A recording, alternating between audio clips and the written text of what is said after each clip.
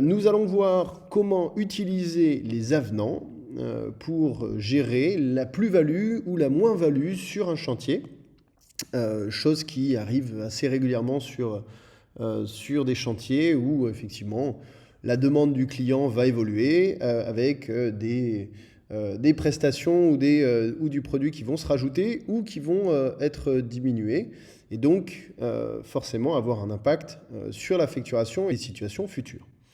L'avenant se situe directement depuis le devis. Alors, on peut très bien créer un avenant depuis un devis qui est dans un chantier ou depuis un devis qui n'est pas dans un chantier. Sur la liste des devis, on va pouvoir voir qu'effectivement, un avenant est associé à ce devis par cette petite indication ici. Donc là, effectivement, on voit qu'il y a un avenant qui est associé à ce devis-là. Je vais, dans mon exemple, me connecter via ce devis que j'ai préparé. Donc, voilà, on a un devis des plus classiques. Et je vais d'abord réaliser une première situation et puis vous montrer comment générer un avenant en positif, puis générer un avenant en négatif entre deux situations d'avancement de travaux. Alors, premièrement, je vais déjà créer une première situation. Je ne vais pas me casser la tête. Je vais créer une situation de travaux globale. Par exemple, un avancement de 30%. Donc, j'ai créé mon avancement de 30%, ce qui fait qu'effectivement, l'application va générer un avancement correspondant à 30% du marché principal, du marché global, soit du devis. Je valide, ça crée une facture, puisque là, nous sommes maintenant dans une facture, c'est une facture d'avancement. Mon client peut tout à fait régler par chèque, pourquoi pas, mon avancement. Je vais revenir sur mon devis et c'est à ce moment-là qu'effectivement, si je veux, vous constatez que vu que j'ai créé une facture, je ne peux pas venir modifier mon devis. Donc si j'ai besoin, par exemple, de rajouter ce lot-là, c'est-à-dire la rénovation d'une chambre complète, si j'ai besoin de rajouter ce lot, je vais pouvoir passer par l'avenant. Donc l'avenant, il se situe ici, toujours je suis dans mon devis, et j'ai un petit onglet avenant. L'avenant va fonctionner aussi de la même manière qu'un devis, puisque là, quand on ouvre, on retrouve un devis qui va fonctionner de la même manière. C'est-à-dire que je vais pouvoir aller chercher mon lot, sélectionner le lot qui m'intéresse, le lot ou l'article, ou l'ouvrage, ou aller dans la bibliothèque Tariféo, peu importe. Je vais être capable de gérer ça de manière aussi classique qu'un devis ou sur une facture.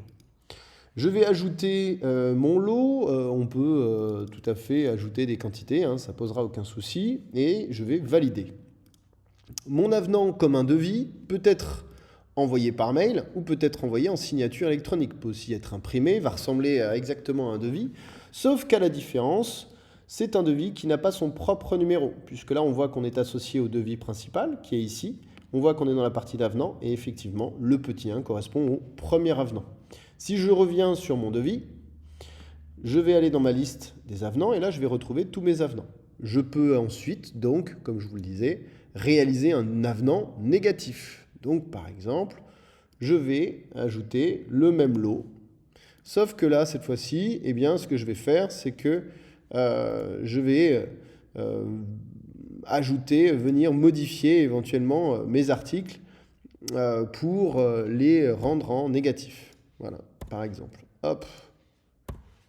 Un avenant, là je prends l'exemple du lot, mais je peux tout à fait créer une ligne ou rédiger un élément qui ne fait pas partie de la bibliothèque. Il n'y a aucune règle là-dessus. C'est la même manière de rédiger un devis. Donc là, je vais avoir créé donc, un avenant en négatif et un avenant en positif. Maintenant, qu'est-ce qui se passe si par exemple je réalise ma facture de clôture, donc j'ai fait une situation d'avancement à 30%, mon chantier est terminé, je dois le facturer. Eh bien très simplement, je vais aller générer la facture de clôture, donc là la facture de clôture se met en place. On voit qu'effectivement l'ancien avancement n'est plus à 30% mais à 29,33%, puisque nous avons rajouté des éléments via nos avenants. Et puis on en a retiré aussi via l'avenant négatif. Ce qui fait qu'effectivement, si je vais en bas de mon devis, je vais retrouver mon premier avenant et je vais retrouver mon deuxième avenant qui est en négatif, qui viennent avoir un impact directement sur mon devis.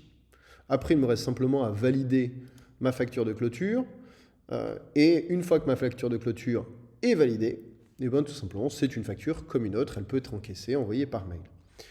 J'ai pris pour de manière, pour la vidéo, simplement j'ai créé une situation puis des avenants, mais je peux très bien créer des avenants à tout moment. Donc si vous avez un chantier qui est sur plusieurs mois, vous pouvez tout à fait créer plusieurs avenants au fur et à mesure du chantier. L'idée, c'est de pouvoir gérer de manière facile et surtout en respectant la réglementation et éviter des factures sous Excel ou autre, vous donner la possibilité de faire évoluer le marché principal sans être pénalisé par la facturation, être obligé de faire des avoirs, etc., etc. Vous souhaitez une présentation d'Axiobat dédiée, donc n'hésitez pas à nous contacter soit directement via le site www.axiobat.com ou par téléphone, vous prenez contact avec nous et puis on prendra rendez-vous. Je vous remercie d'avoir suivi cette vidéo et je vous souhaite une bonne journée.